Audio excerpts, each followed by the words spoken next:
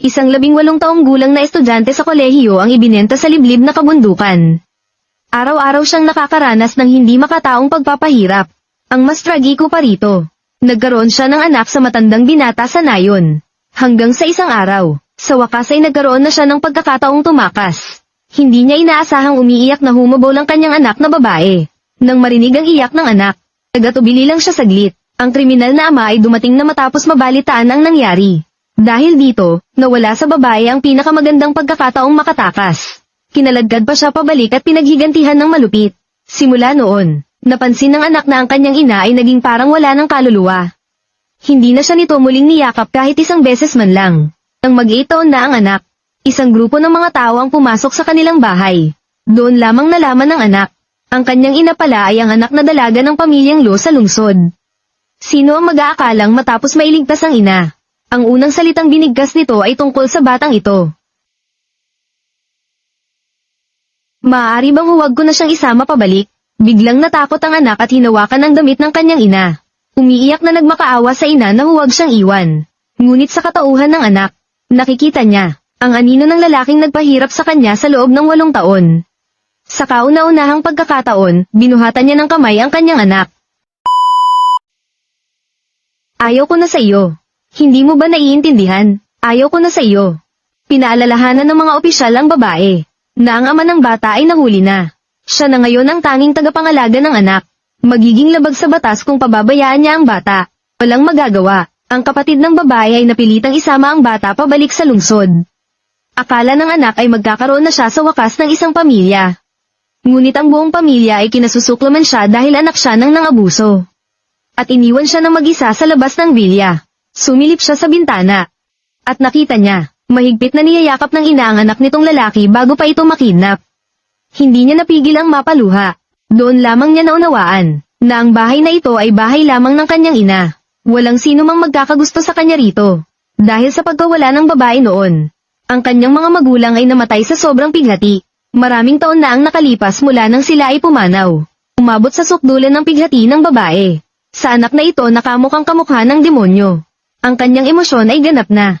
Nawala sa kontrol, ikaw iyon. Mayroon man o walang tatay at nanay. Lahat ay dahil sa iyo. Lahat ay dahil sa iyo.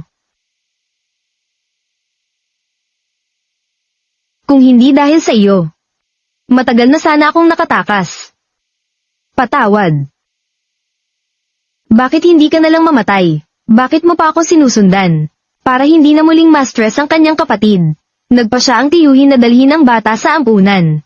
Ngunit para sa batang babae, ang kanyang ina ang tanging kamag-anak na mayroon siya. Kaya naman lumuhad siya sa sahig. At sinabing kaya niyang gawin ang anumang trabaho.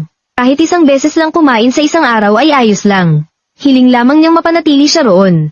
Ngunit mapilit pa rin ang tiyuhin na ilayo siya. Tiyuhin, sabi ng tatay ko noon.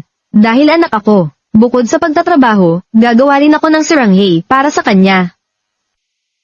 Basta't hayaan mo lang akong manatili rito. Bugbugin mo ako, pagalitan mo ako. Kaya ko ang lahat. Naawa ang tiyuhin sa mga sinabi ng bata, kaya hinayaan muna siyang pansamantalang manatili. Kasabay nito, binalaan niya ang bata na huwag nang magpapakita sa kapatid niya. Akala niya ay magiging maayos na ang lahat. Ngunit ang kalagayan ng babae ay mas malala pa sa inaasahan. Dahil sa maraming taon ng pambubugbog, nagkaroon siya ng malalang post-traumatic stress disorder. Kailangang iwasan ang lahat ng bagay na may kaugnayan sa mga taong sangkot sa kanyang pagkakakidnap noon. Kung hindi, habang buhay siyang mabubuhay sa ilalim ng aninong iyon. Ang mga salitang ito ay lalong nagpatibay sa desisyon ng tiyuhin na ilayo ang bata. Gusto niyang kumuha sa doktor ng isang sertipikasyon ng malalang sakit sa isip upang gamitin itong dahilan para dalhin ang bata sa ampunan. Ngunit direktang tumanggi ang doktor. Sinabi ng doktor na walang ina sa mundo na hindi nagmamahal sa kanyang anak. Hindi dapat madamay ang inosenteng bata sa pagkakamali ng mga matatanda. Anak ng isang nangabuso. Isang taong nagpapaalis sa bata. Tinira niya ang lahat sa aking kapatid.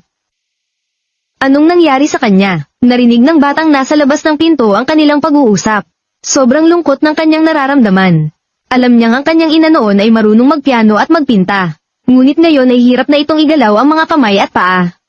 At laging wala sa sarili. Maging ang normal na pamumuhay ay napakahirap na. Sa sandaling ito, naunawaan na niya sa wakas kung bakit ayaw sa kanya ng lahat. Ang tatay ko ay isang human trafficker. Ang mga trafficker ay dapat lang maparusahan. Ako rin ay ganoon din dapat. Habang lalong nag-iisip ang bata, lalo siyang nalulungkot. Sa sobrang pag-iyak, biglang nagdilim ang kanyang paningin. At nawalan siya ng malay. Napakasakit. Mukhang mamamatay na talaga ako. Gaya ng inaasahan ng lahat,